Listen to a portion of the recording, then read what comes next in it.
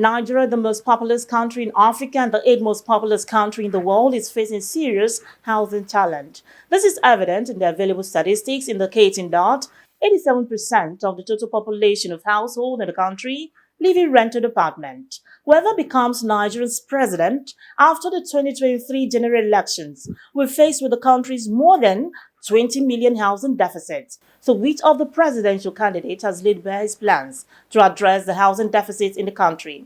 For any visible change to happen in the housing sector, it will be in the best interest of the electorate to choose wisely a housing-friendly government that sees housing as a top priority.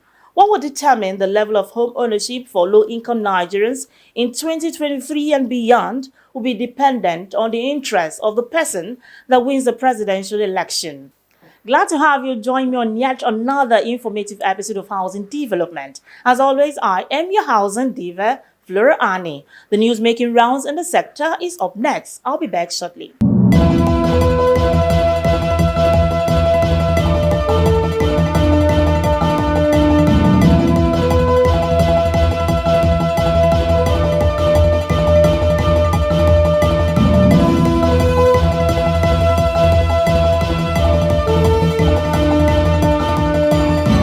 Operators in the building industry have argued that the rising cost of building materials has contributed to the collapses experienced in the country. A realtor, Akintayo Yusuf, frowned at the incessant rise in the prices of building materials in Nigeria, describing it as pathetic. He said the cost of building materials of recent years has significantly affected the real estate industry, especially in aspect of construction. This situation, according to him, has seen buyers purchase at a higher rate, leading to the use of low-quality materials and birthing collapse. In the same vein, the Chief Executive Officer of Real Homes, Dr. Kolade Adepoju, attributed the increase in building collapse to the use of substandard materials owing to the challenge of affordability. The Chief Executive Officer, Wealth Island Properties Africa, Mr. Tade Kash, says high interest rates have adversely impacted property developers on many levels. He said the high interest rates offered by certain financial institutions have become a source of discouragement for many developers across the sector. He therefore stated that the smart thing for developers to do is to partner with investors who present minimal risks. A 6.4 magnitude earthquake has hit the southern part of Turkey on Monday. The country's disaster and emergency agency AFAD confirmed this, adding that the tremor affected buildings in Antakya and trapped a yet-to-be-disclosed number of people. The development is occurring less than 1 month after a 7.8 magnitude struck the region and hit the country's borders with Syria. Authorities say that the earthquake killed over 44,000 people in Turkey and Syria.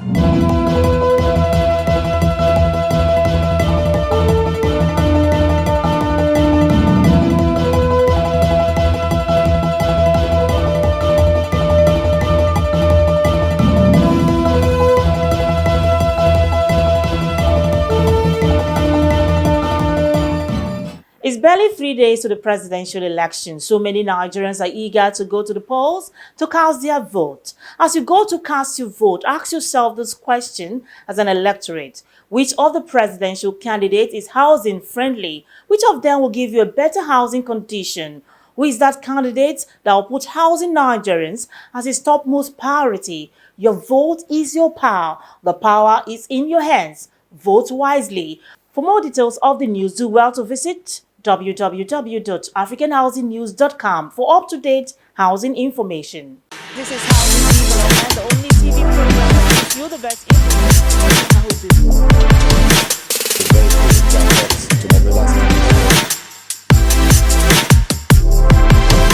Welcome back. The program is Housing Development.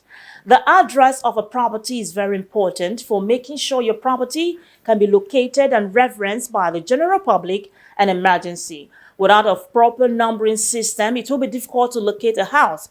Recently, there has been controversies trailing which agency of government has the authority to name streets and assign numbers to buildings in the Federal Capital Territory. We sought the opinions of Nigerians on this. Here's their reaction. I think that statutory responsibility falls under the purview of the local government. They should be the ones to name street after credible individuals, people who have contributed immensely to the progress and development of their community. So I think it is the local community, the local government that should be vested with the responsibility of naming streets for easy identification of houses and people. So it's very important that because if you say the federal government, how will the federal government knows who and who have really contributed to the development? So the local government should be the one to be naming street and numbering houses, so for easy identification. In terms of if you are living in a local government area, it's supposed to be a local government problem or business to number the streets. And when you are in the Federal Capital Territory, it's supposed to be federal that's supposed to number the place. It's very, very good, and it's very, very important to have a name in streets, because somebody may be coming to visit you, they find it difficult to know where you are, to know the name of your street. But naming that particular street and the number of a house will be able to make them to know exactly where they are going to.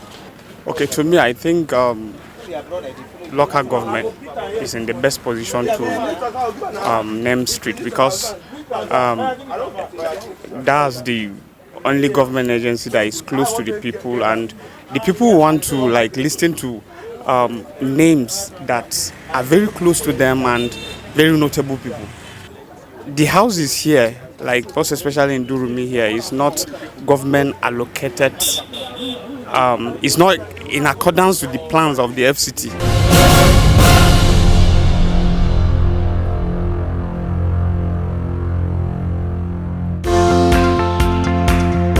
Hello, my name is Casey Arrest. I'm the Executive Director of the Centre for Affordable Housing Finance in Africa, and we're based in Johannesburg, South Africa.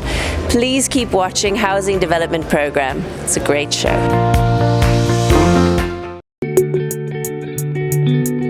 Now, from a professional angle, let's take a listen to the immediate past president of the Nigerian Institute of Town Planners, Town Planner Toyin Ayinde, on whose responsibility is it to name streets and assign numbers to buildings in the Federal Capital Territory. In view of the controversies trailing which agency of government has the authority to name streets and assign numbers to buildings in the Federal Capital Territory, experts have repeatedly stated that such prerogative rests entirely with the local government authorities, otherwise known as municipal area councils in the country's capital. The latest of such assertion was made by Town Planner Toyin Ayinde, the immediate past national president of the Nigerian Institute of Town Planners. Responding to pertinent issues in the built environment during an exclusive interview with Housing Development, Ayinde stated that the country's constitution, which is the ground norm, has conferred such authority on the local government, adding that it also grants the status of a state to the Federal Capital Territory.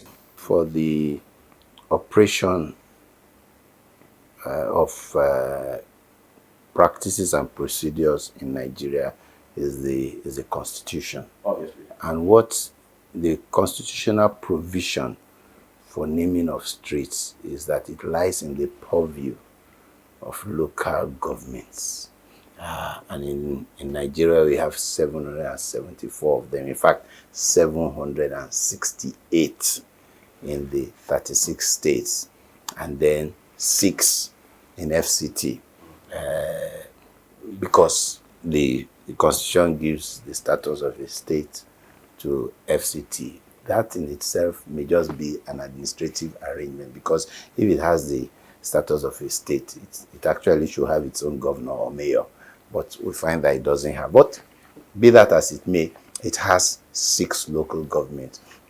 So as far as the Constitution is concerned, it's the local government council that is supposed to administer naming of streets and giving of numbers, which is what is done in other states of the federation. So really there's no need for there to be any tussle.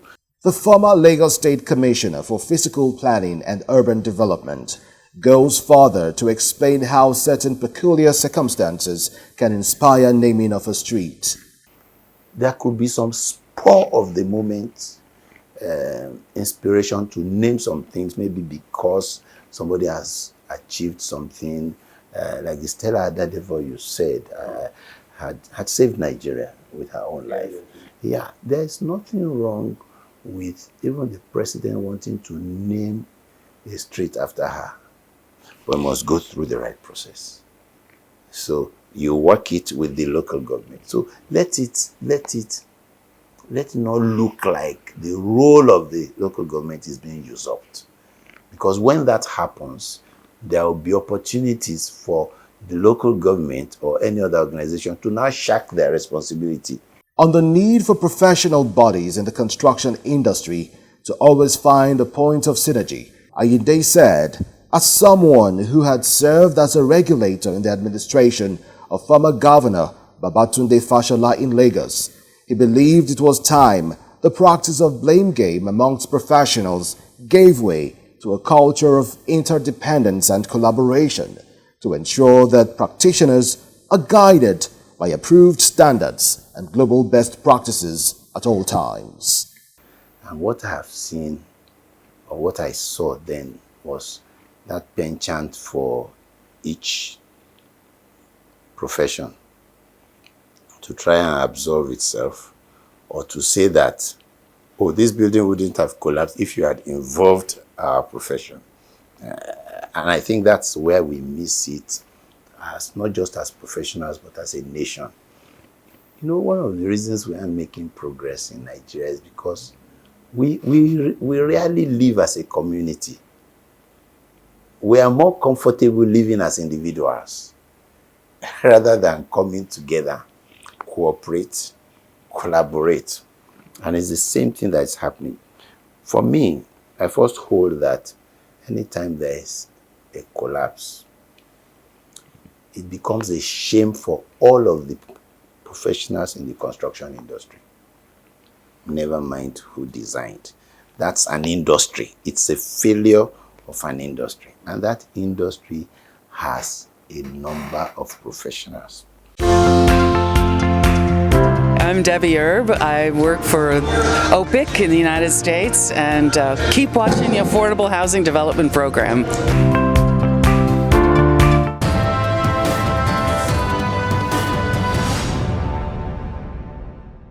You're watching Housing Development.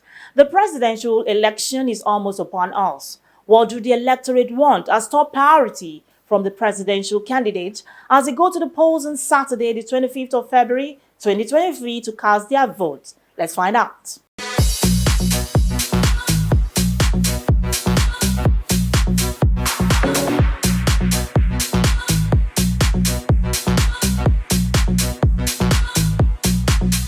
I would say the incoming president should concentrate on the rural areas, understand, for development.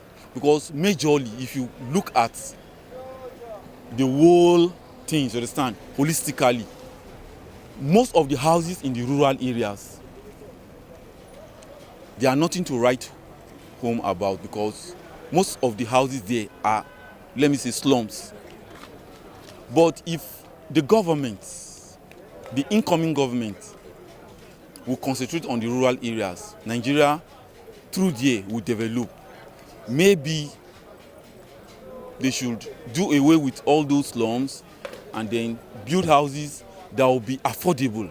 I want the incoming government should sit down and look into the housing matter. Nigerians are suffering. Look around, you see people sleeping under the bridge, sleeping where they are not supposed to sleep. One, I want the incoming government there should be what they call price control.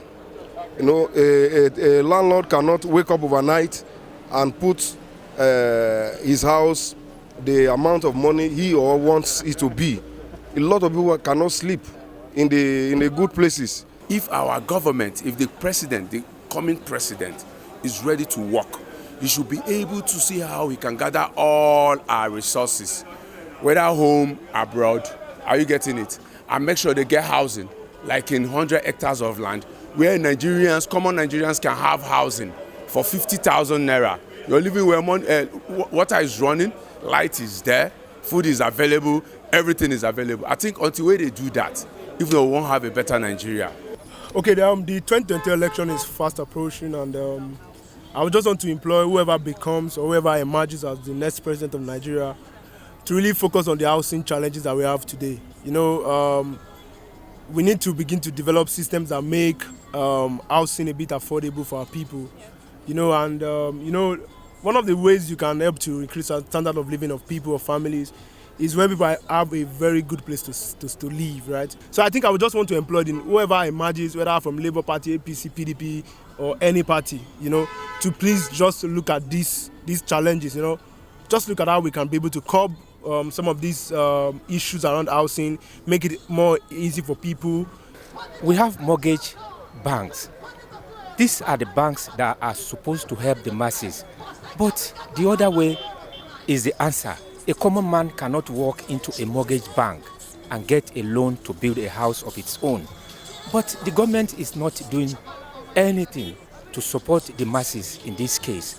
So the government needs to do something, at least to do that. I'm trying to advise the incoming government to try to work hard to see that the masses are able to access loan through mortgage banks. I really want the government to bring up policies that can make housing affordable.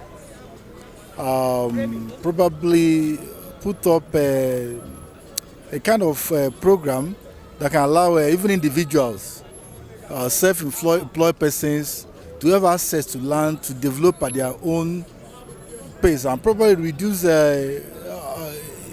cost of building materials and all of that, so that housing can be accessible and affordable to a whole lot of members of the populace.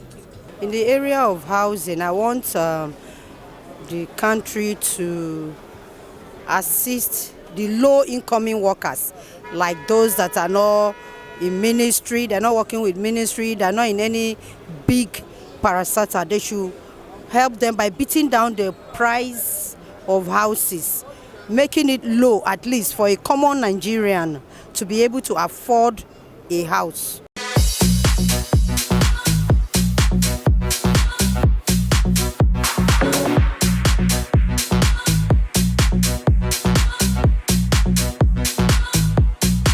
Voices on the street there. In the face of several buildings springing up across Nigeria, many citizens still roam the street homeless. This raises an important question that should be answered. Affordable housing. Which of the presidential candidates has the interests of the people they want to rule at heart? It is imperative for the presidential aspirant to study and assess the actual housing needs of the low-income earners. The aspirant should also know that for low-income earners to be able to buy or rent houses, the price of houses and rent must be low or subsidized by the government. There must be a blueprint and a workable plan to make the dream of low-cost housing a reality for low-income Nigerians. I'll be back shortly. We don't have road, and you see, at times if it is raining, you will see a lot of people will go by the roadside. They'll be thrown dirt on the main road. We also doesn't have toilet. You see a toilet, you still have to 30 tenants, they are using one. You can't leave your door open, go and buy something. Before you will know, Babambola will enter. By the time you will take them to police station, 1 hour is too much, the police people will release them. In fact, we don't know what is happening. This is the situation with many citizens in not just Nigeria. Are we ready for this conversation? What is the plight of an average Nigerian citizen in regards to housing? Housing is a fundamental human right, and these issues must be addressed.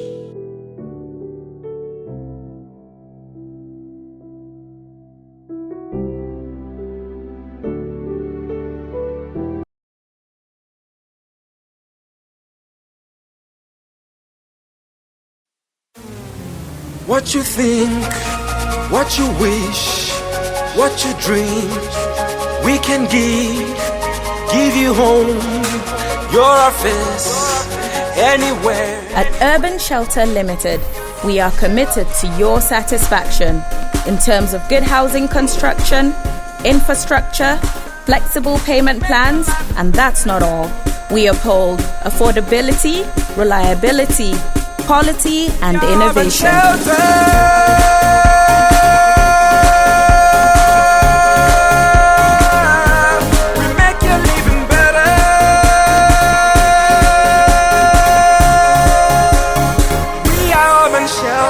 Urban Shelter, distinctive homes, prestigious offices.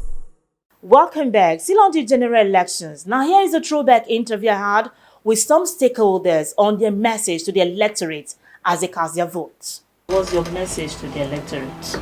I want to appeal to electorate to please be sensitive of what these politicians are telling them.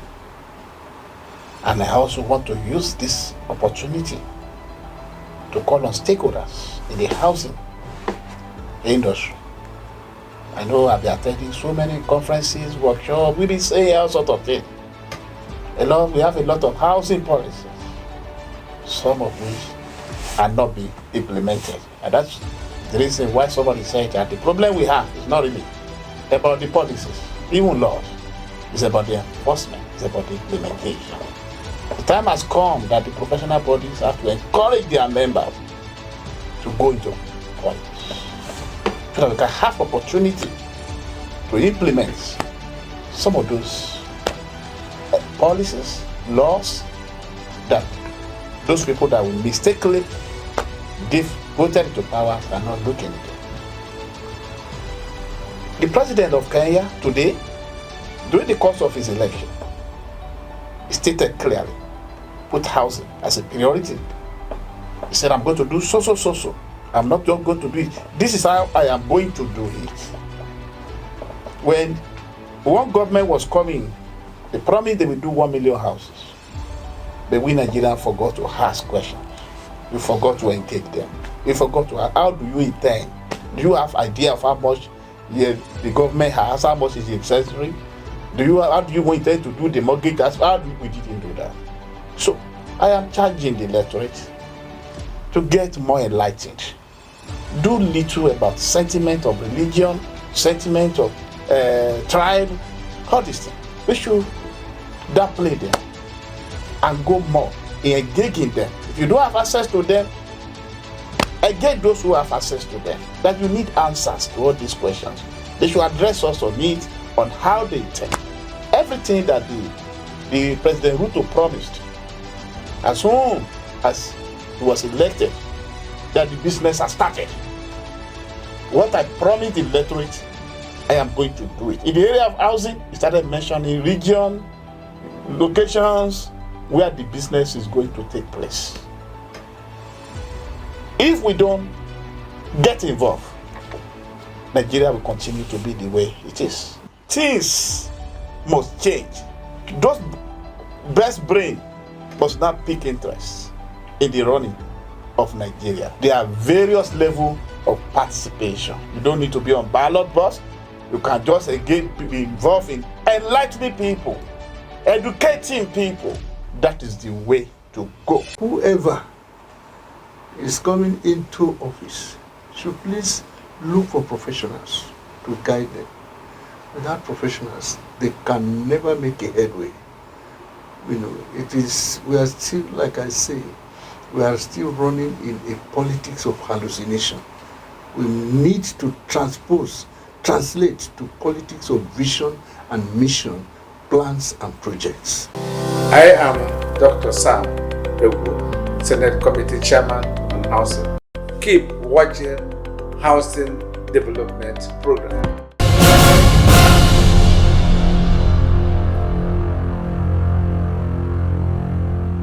The change we need can only come when you vote and I vote. Your vote is your power.